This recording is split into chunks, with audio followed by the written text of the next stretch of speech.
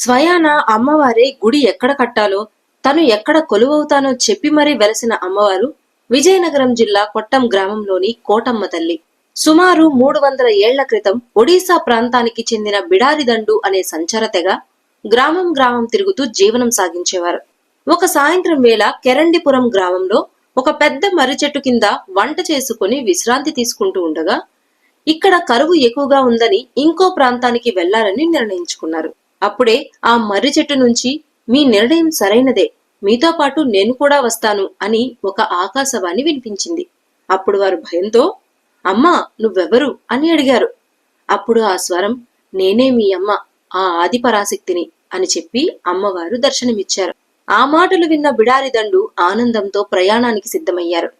కాని అమ్మవారు ఒక షరతు పెట్టారు. నేను ఎక్కడ ఆగుతానో అక్కడే నా కొలువు అని చెప్పగా, అందుకు వారు ఒప్పుకొని ఒంటెద్దు మీద అమ్మవారిని కూర్చోబెట్టి ప్రయాణం ప్రారంభించారు. ప్రయాణం చేస్తూ ఉండగా కాశీపట్టణం గ్రామం వద్ద ఒక జంగం దొర వారి వివరాలు తెలుసుకొని అమ్మవారిని అక్కడే ఉండమని కోరాడు. కాని అమ్మవారు తిరస్కరించి తన ప్రయాణాన్ని కొనసాగించారు.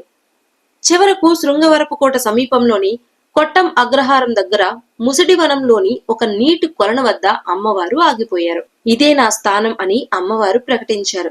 తనతో వచ్చిన బిడారిదండుకు, మీరు ఇక్కడే జీవించండి, మీకు మంచి జరుగుతుంది అని అమ్మవారు ఆశీర్వదించారు. అమ్మ మాట ప్రకారం వారు అక్కడే స్థిరపడ్డారు.